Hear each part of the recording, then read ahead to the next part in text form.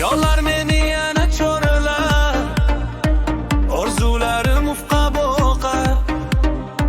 Shahar chiroq bo'lib yonsa, yuragim ham birga yonar.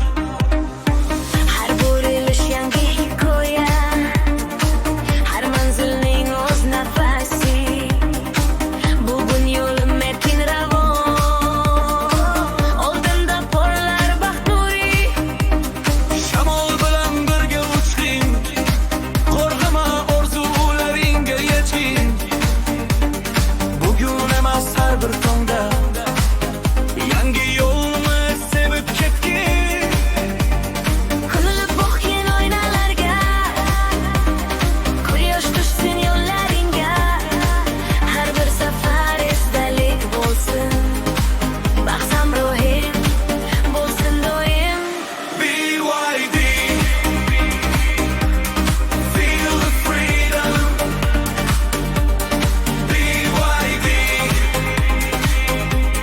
drive your dream.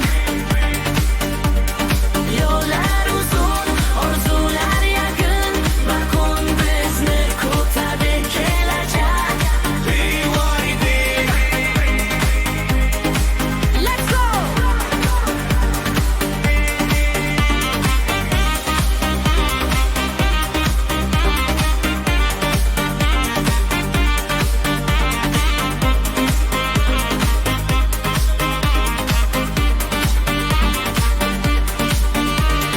tezlik emas hislar muhim.